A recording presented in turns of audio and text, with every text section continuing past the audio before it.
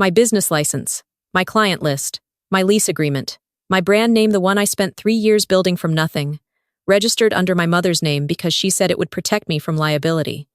All of it transferred. While I was in the hospital, I found out on a Tuesday morning, sitting in a paper gown, waiting for my discharge papers after an emergency appendectomy. My phone buzzed with a notification from the state business registry. A routine alert I'd set up years ago. Ownership change confirmed. I stared at the screen for a long time. Then I set my phone face down on the bed and stared at the ceiling instead. The nurse came in and asked if I was okay. I told her I was fine. She didn't look convinced. Honestly, neither was I. Let me back up. I'm 31 years old. 4 years ago, I started a small event planning business out of my apartment.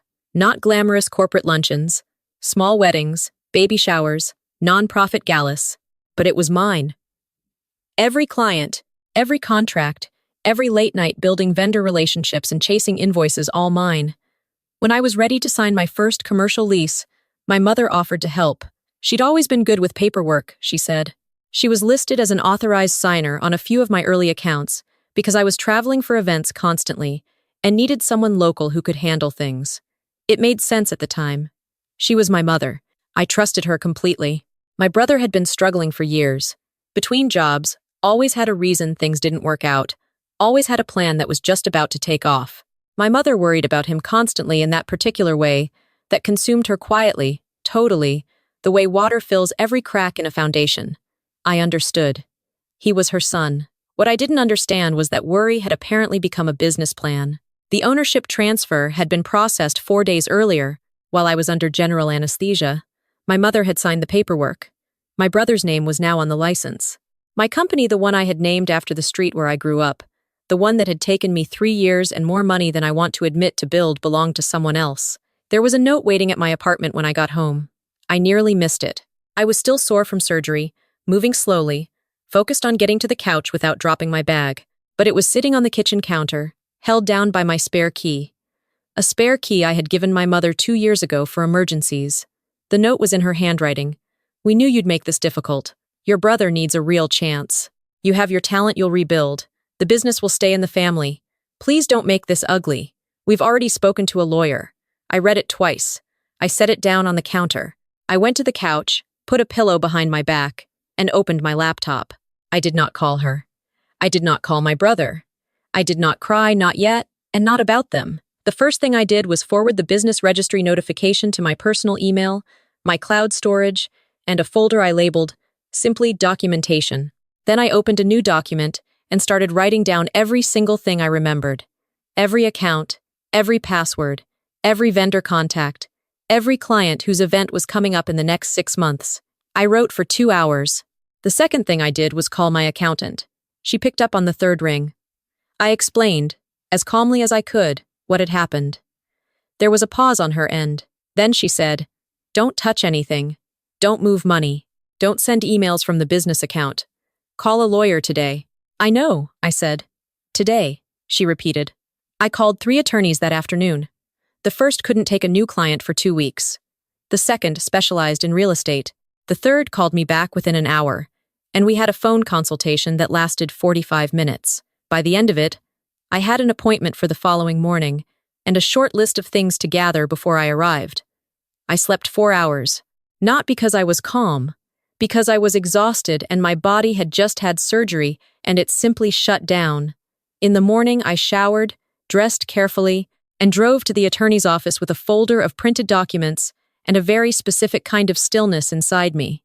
Not peace, something colder than peace. Clarity, maybe. The kind that comes when you realize the situation is bad enough that panic would be a luxury you can't afford. My attorney was a woman in her late 50s, with reading glasses on a beaded chain, and the manner of someone who had heard every version of every family disaster, and was not surprised by any of them. She reviewed what I'd brought. She asked questions. She typed notes. When she looked up, she said, "You have a strong case. The question is what outcome you want." I told her what outcome I wanted. She nodded slowly, like she appreciated the specificity. Here is what I had that my mother and my brother did not account for. Everything. 4 years of bank statements, all in my name. A paper trail of every client payment, every vendor contract, every tax filing, Emails, thousands of them showing me as the sole operator of the business. Testimonials on my website. My personal cell number on every invoice ever sent. A lease that, despite my mother's name on the signature line, had been negotiated entirely by me, and I had the email chain proving it. A bookkeeper who had worked with me for 2 years and would testify to exactly who ran this company. My mother had one thing, the state registration, which she had transferred, using her status as an authorized signer, a status that, as my attorney pointed out, had never legally extended to ownership decisions. There's a particular kind of betrayal that doesn't announce itself dramatically. It doesn't arrive with a fight or a slammed door. It arrives on a Tuesday morning as a business registry notification while you're waiting for discharge paperwork. It has been in progress for longer than you knew, quiet and methodical, and the people behind it counted on the fact that you would be too hurt, or too loyal, or too exhausted from surgery to respond with anything but grief. They miscalculated. My mother called on the 3rd day. I let it go to voicemail. She said she hoped I was recovering well, and that she wanted to talk when I was ready, that she knew this was hard, and that she loved me and hoped I would understand someday, that this was the only way. I listened to the voicemail once, saved it to my documentation folder, and did not call back. My brother texted on the 4th day. The message was long. It talked about how he'd always felt overlooked, how I'd had advantages he hadn't, how this wasn't about taking something from me. It was about the family investing in his future. He ended with, "I hope you can be happy for me." I screenshot the text, added it to the folder, and did not reply. On the 5th day, I reached out carefully, personally, to every active client on my books. I called them from my cell. I explained that I was recovering from surgery and that there was a clerical situation with the business entity, and that I wanted to ensure continuity for their events. I let them know I was still available, still their planner, and still committed to their contracts. Every single one of them said some version of the same thing. "We booked this with you. We work with you." On the 7th day, my attorney filed. I did not tell my mother or my brother what was happening. I had nothing to announce. There was nothing to argue about. What there was a legal process, and I let it work. The hearing was set for 3 weeks out. In the meantime, my attorney requested a freeze on the business accounts, pending resolution of the ownership dispute. The freeze was granted. My brother, who had apparently already begun planning how to access the operating funds, discovered this when he tried to make a withdrawal. He called me 4 times in 1 hour. I watched my phone ring on the kitchen counter and finished my coffee. My mother called twice after that, then 6 more times over the following 2 days. She left a voicemail that was less gentle than the first one, something about how I was being vindictive, how I was hurting the family, how she hadn't raised me to be this way. I added it to the folder. One of the things no one tells you about quiet strength is that it isn't the absence of feeling. I want to be clear about that, I cried. I cried more than once, in the specific way you cry when something you trusted turns out to have always been a surface when you realize the safety you felt wasn't real, that what you thought was solid was held up by a version of a person who was never quite who you believed. I grieved my mother, while she was still alive and calling my phone. I grieved the relationship. I grieved the version of the story, where she was someone I could call from a hospital bed. But grief is not the same as surrender. And I had work to do.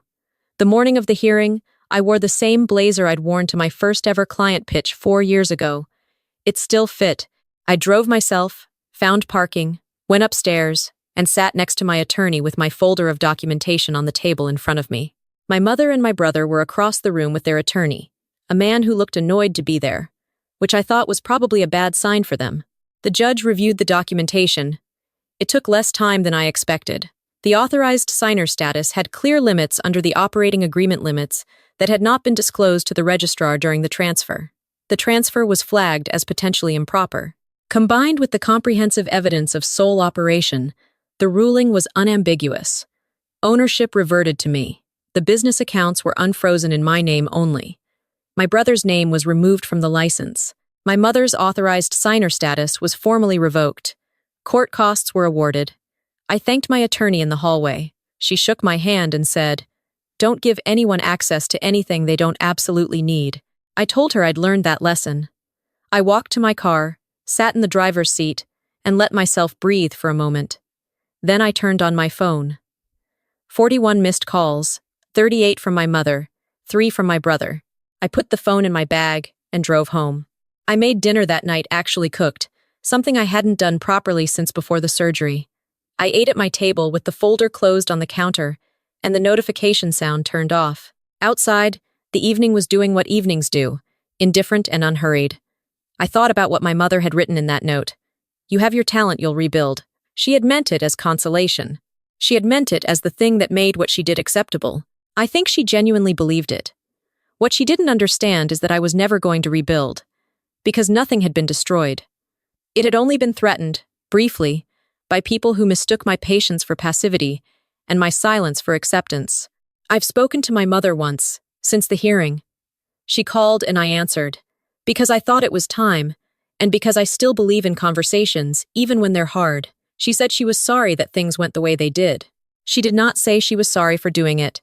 She said she hoped we could move forward. I told her I needed time. I meant it.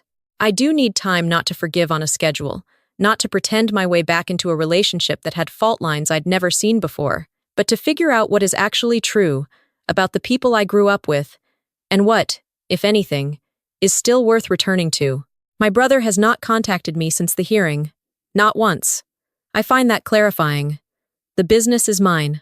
The clients are mine. The lease, the license, the name on the door, all mine. I hired an actual operations manager, so there is never again a reason for anyone else's name on anything. My accountant sends me end-of-month reports, and I read every line. Last week I signed a contract for the largest corporate event I've ever taken on. My hands were steady when I signed. It's a good feeling, not triumphant, not dramatic, just solid, like something that belongs to you and knows it. Someone asked me recently if I regretted not confronting my mother sooner, not calling her the moment I saw the registry notification, not making her explain herself in real time. I thought about it honestly. No, I don't, because she had already explained herself. The note on the counter was the explanation. Everything that came after was just evidence. The loudest thing I ever said to my family was nothing at all, and 41 missed calls later, I think they finally heard it.